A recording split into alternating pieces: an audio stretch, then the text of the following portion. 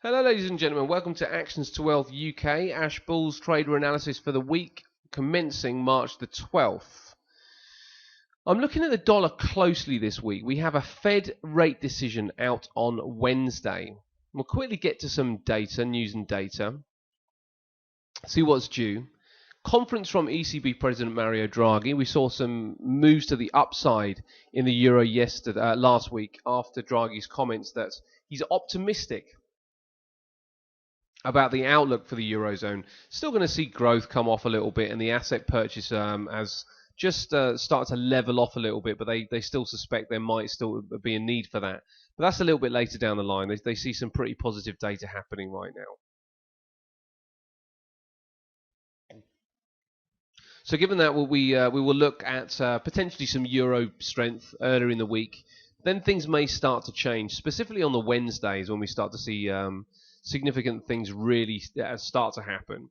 Average earnings index 3-month over from the UK, claimant count also from the UK, but this is the big one: CPI, core retail sales, and then the FOMC statement. So the federal rates fund rate is out at 6 p.m. on Wednesday the 15th. That is going to be the driver this week, and it's going to be very interesting to see what's going to happen, because if they decide not to change the rates after all, we will likely see a bit of a tanking in the dollar. Otherwise, we'll probably see just a little bit of easing one way or the other. I'll certainly be looking for dollar strength into the announcement here. So I'd like to start the week with just a bit of dollar weakness, a bit more buying against the dollar, and then towards the middle of the week, I'd like to see that buying dollar coming back into play. So selling the other currencies or commodities against the dollar as the week progresses. GDP from New Zealand could be quite interesting. New Zealand's been given an absolute battering also recently, so that could change things around a little bit if that number comes out positively. Monetary policy summary and official bank rate from the UK. That is on the Thursday. So again, a really important number. And we also have the Bank of Japan policy rate. So plenty of policy rate decisions this week, 3 in total. And that is going to possibly make things a little bit tricky throughout the week. So we're going to have to be a little bit cautious about what we're trading. You can see here I've brought up a chart of gold. Gold is certainly looking like a bearish pattern, looks like a head and shoulders pattern, or even more specifically a diamond formation forming here, which is a very bearish looking pattern. And diamond formations, if they play out, are extremely lucrative trades because of how the measured moves end up playing out. But you can see that this diamond formation, I've drawn it quickly, so it's kind of scruffy, but the diamond formation is in existence here, and a breakout at this point means that we would get a measured move of somewhere between these 2 points here, and that's going to give us the drop right down to the area that, if I change this to a monthly chart, you can see that takes us right back to the lows down here. So if that diamond formation does play out, we are going to be looking at potentially $900 an ounce for gold. So that's going to be an interesting thing to see what's going to happen with that. Any moves to the upside, I'm interested in sell-offs.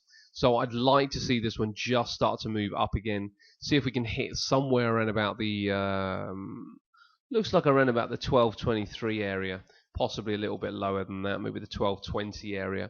So I'll be looking at that particular point for a sell-off.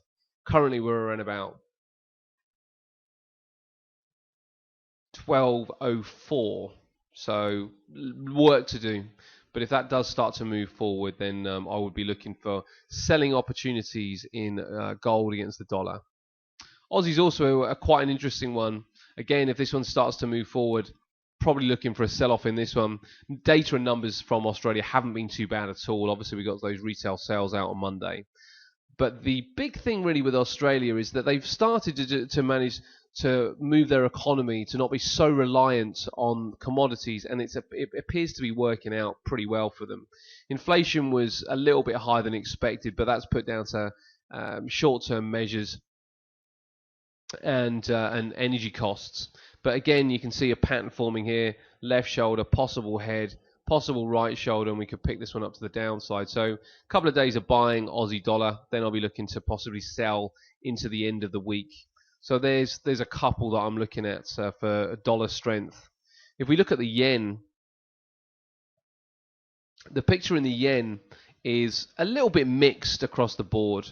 Certainly the longer term timeframes of the yen are still bullish but bearish if you're trading a currency pair with the other currency pair, they're named first against the yen, so that they're going to be starting to look kind of bearish, because I would expect more buying to come in against some of these currencies. So CAD yen, it certainly looks, when we look on the daily chart, that we have a pretty negative looking bar here, which would suggest some downside.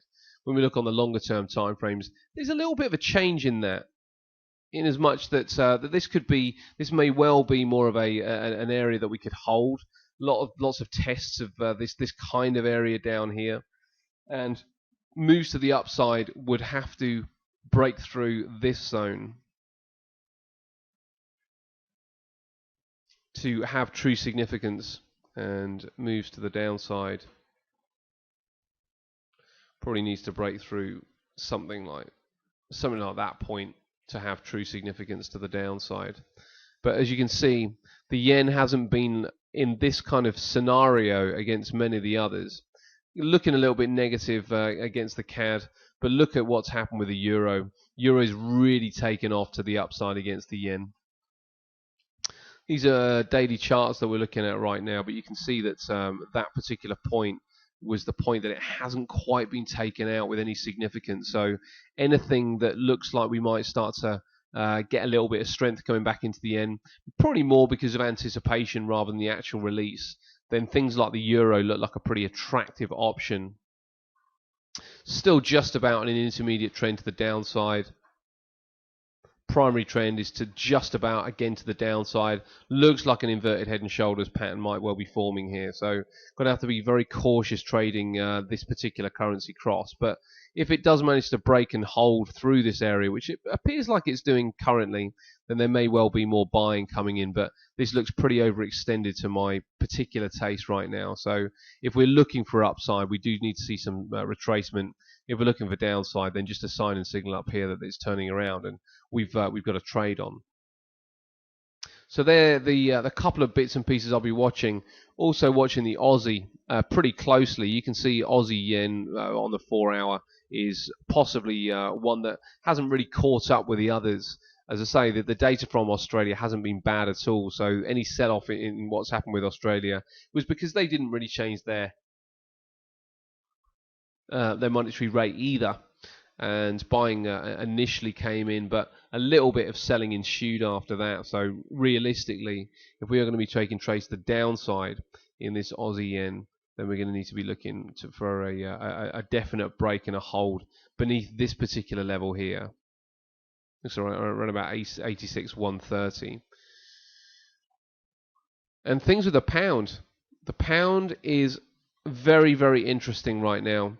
Again, if we're starting to see further weakness in the Aussie, the pound's at a decent level. We're looking here on our daily chart. You can see that we're getting pretty close to a point that may well start to carve out as a bit of a low, bit of a bottom down here possibly in the pound. And this is in existence against many of the currency pairs.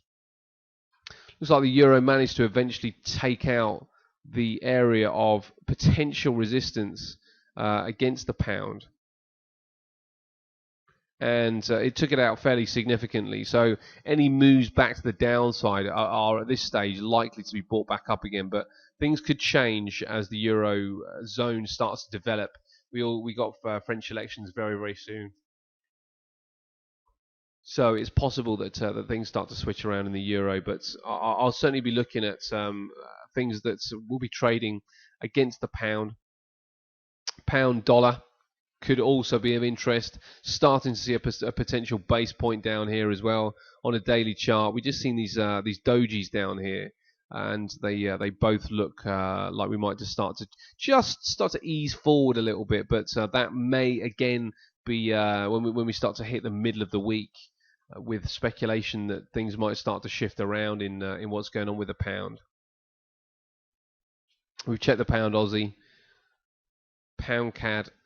In some respects, quite similar to that Aussie, where it appears that we may well have carved out a little bit of a potential low down here. It looked, to all intents and purposes, that we were through this level here, giving us what starts to look like a triangle, and moves to the upside could again be quite lucrative depending on how we see the length of the triangle being measured. So there are a few things that we need to watch out for. It's possibly not going to be a week to be making trading decisions that we can't decide as the week develops, because I think things are going to show themselves as we go. But certainly looking at the pound, definitely looking at things to do with the yen and the dollar. Thanks very much for listening. I hope you enjoyed it. Any comments, please feel free to leave them. Have a great week, and I will make another video for you next Sunday. Have a great week, guys.